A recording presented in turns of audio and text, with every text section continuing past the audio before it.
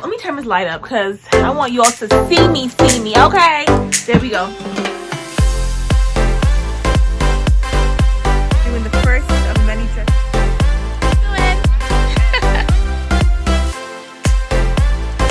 Hello everyone, welcome back to my journey. Welcome back to the journey of me and you becoming our best selves and living to our potential.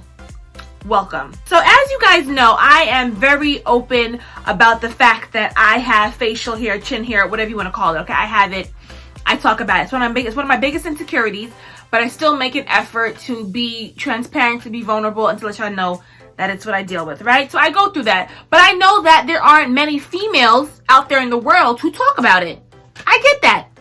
And it's their choice. You can talk about it or you can't. It's whatever you want to do. I don't really care. However, because a lot of women don't talk about it, or it's not openly discussed amongst women, there is this, I don't know, this like dark cloud, this eerie, strange, weird, creepy, mysterious vibe, that is just surrounding the whole idea of women and facial hair. Okay, and I don't know, it's just annoying, and I feel like because of all of that mystery and all of that whatever, there seems to be a lot of mixed misconceptions and a lot of myths and a lot of lies that I'm just hearing about chin hair. Okay, for example, I was talking to a guy the other day, believe it or not. Well, why would you not believe that, Denise? I talk to men. Anyway, I was talking to a person of the male species, and wow, I was talking to a male, and first of all, I mean, this was just disrespectful, but we'll get to that a little later. Anyway, I was talking to a guy. He noticed that I had chin hair, or that particular morning he caught me on a bad day, like whatever, and noticed that I didn't have the chin hair on my face. I had chin hair on my face, and I don't know. He just mentioned, "Oh my gosh, you had chin hair." And I was like, yeah, oh my gosh, you just called it out. Wow, okay, this is awkward. And I'm just like, yeah, you caught me on a bad morning. I'm sorry, I could have, whatever, I didn't. I was rushing, what's up? And he was just like, I didn't know that females had chin hair. What? What? Really? He was literally shocked. And then he wasn't only just shocked, but he was shocked, but then also like kind of disgusted. And I was just like, okay, what are you talking about? It's almost the equivalent of saying women don't eat their body. Women have chin hair. What are you talking about? It's real. So because of all of that crazy misconceptions of women and chin hair, I am going to openly and proudly pick and tweeze my chin hair. While I'm doing that, I might as well go ahead and entertain y'all with some of the most embarrassing moments of my entire life. Because, I mean, why not? If I'm going to be tweezing my chin hair, I might as well just put the cherry on the top and then just finish it off. This whole situation is going to be what I like to call Tweeze and Tell. I'm going to tweeze my chin hair and tell y'all some stories. Okay?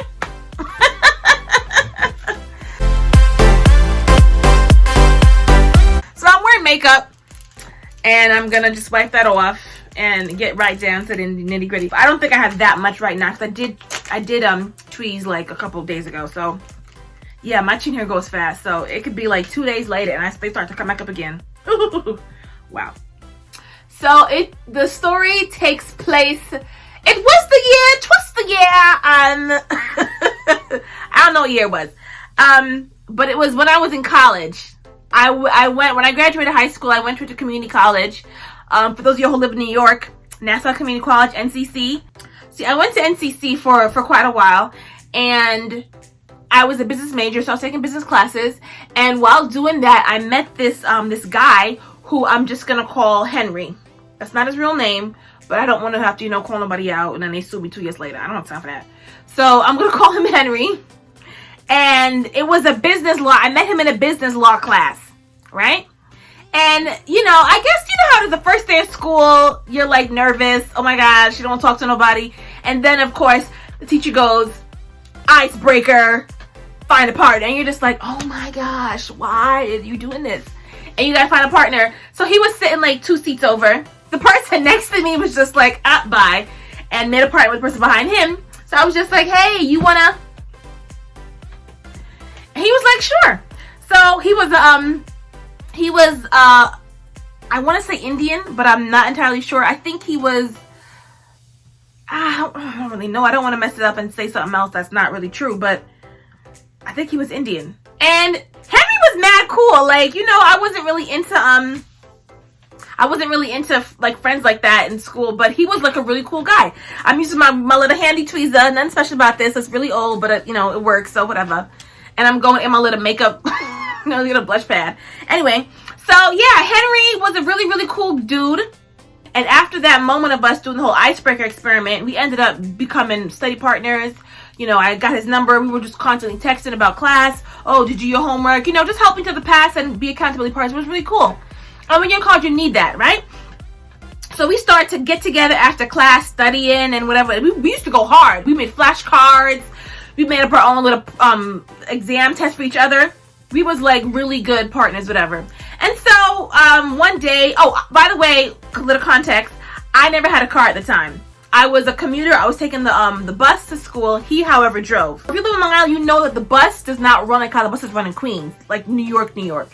Like the buses in Long Island stop running after like 9 o'clock or 10 o'clock, depending on where you are. So if you stay too late and you miss your bus, you miss your bus. Like, how you gonna get home, right? So it was like one time we were in the library, we were studying. I lost complete track of time because I was so into like what we were doing. I totally forgot that, the N4, not the N4, what was it? The N22, yes, the N22 to the N16 to the N4. That's 3 buses. I had to take 3 buses to school. Can you believe that? Anyway, so yeah, I was like, oh my gosh, I'm gonna miss the bus. Like, oh my gosh, what am I gonna do? And he was like, nah, chill. Like, I'll drop you home. And I was like, Henry, are you serious? And he was like, yeah, I'll drop you home. It's no big deal. No big problem. I'll drop you home. I'm like, all right, cool. Bet, let's do it. So we, I got into his car, right? Mind you, it's late, like I said, it's late at night. You know, there's nobody around, no buses around. I'm completely relying on him to get home, right? But because we're such good friends, I'm not even thinking that he could totally screw me right now. Like, I'm not even thinking that Henry can totally screw me. So anyway, we are on this, I'm in this car, and we're driving. You know, he had music playing. We're just singing along. We're having a good old time, 2 good friends doing what we do. Anyway, we get to a certain part in Hempstead, which is like nowhere where I live, and nowhere where there are any buses around, right? I need to start tweezing. I should probably start tweezing. It's called Tweeze Tell, not just tell. All right, so, oh wow, look at that. Let me show y'all. And I got like so much discoloration down there too. So yeah. Anyway, Henry tells me, hey, I have to go get a different car. Why? I never questioned it. I'm like, okay, cool. He's like, I live around the corner, but I'm just gonna go get the other car and then I'll take you home. And I'm like, all right, cool, bet, you know, whatever. The issue with this now is that Henry pulls to the side. He pulls the car over. And I'm saying to myself, now what's going on here? You know, like, what you doing, Henry? And he says, I'm gonna need you to step out. Some context. It's way past 10 o'clock. Okay? And he pulls over talking about, I'm gonna need you to get out. So I'm like, Henry, what are you talking about? What do you mean to get out? He said, I'm gonna go pick up the car like I said. I live around the corner. I live right on the block over there. I'm gonna go pick up the car and then I'll come and, you know, I'll take you home. And I'm just there like, I don't mind going with you to pick up the car. And he's like, no, I can't do that. I have to leave you here and you have to and wait for me and I'll go pick up the car and come back.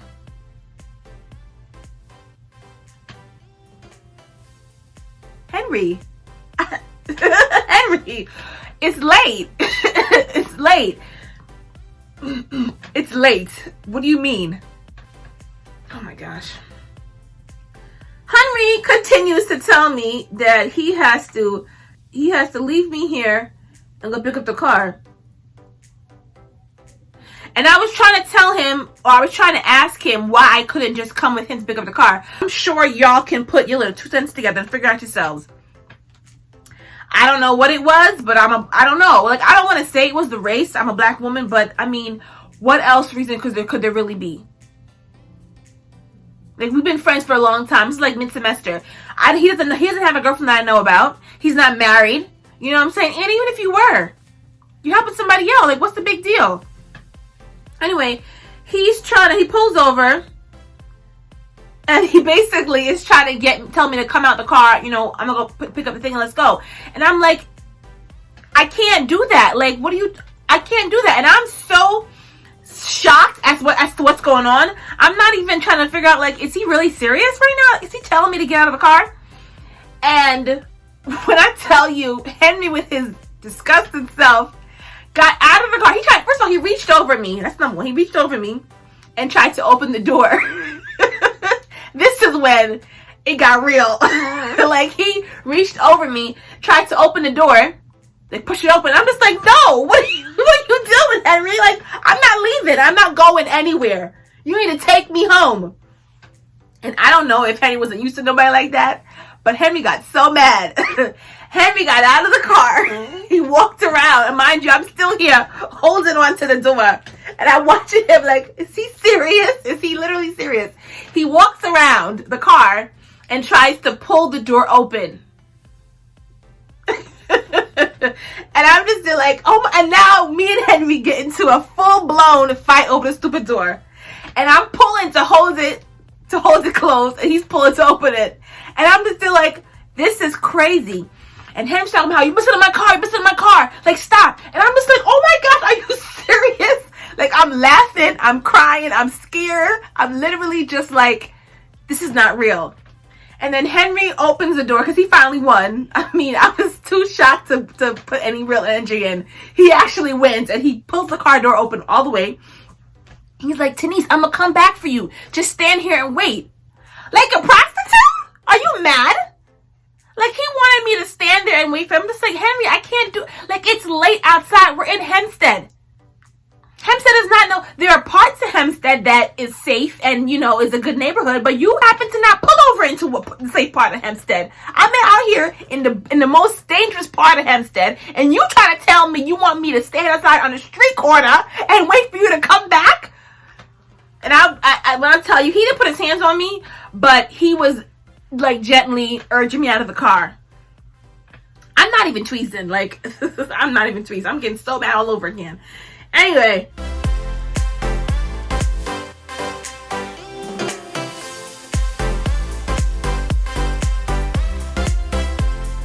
And also, to add some icing on top of the cake, my phone was dying. I didn't even realize that my phone was charging inside of his car. They don't charge as fast as regular, you know, into a plugged into an outlet. And I'm just like, how are you gonna call me when it's ready for you to come back? When it's time for you to come back? When I don't have a working phone. It's about to die. He's like, well, you're just gonna stand here and wait for me to come back. And when I realized that this man was 110% serious and that I was literally about to be screwed, I started to cry. Like, I started to cry tears of stress and agitation. I thought that me crying would make Henry be more empathetic to my situation. I started to beg this man, and I'm mad, and I'm laughing, but I'm mad. You don't understand how it looked. Like, I'm sitting here in the car. I got my legs, like, you know, inside the car, but I'm leaning towards him, and I'm literally crying, like, full tears. Like, at this point, I'm, like, literally crying. Full tears come out of my eyes, and I'm like, oh my gosh, Henry, don't do this. Like, what are you talking about? Like, don't do this. Like, please don't. Like, let me just, I'll go with you. I would even suggested, if you embarrassed me, let me just duck down in the back of the car, lay on the back seat. You know, we can work something out. I can't just stay here on the street corner. This is a dangerous neighborhood. Henry was not having it. I'm sitting there, bawling my eyes out, begging him, like, oh my gosh, please, please, please.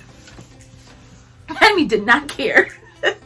Henry did not care at all about me. Little old titties. He did not care, okay? I've never begged somebody so hard and they told me no so fast. Like,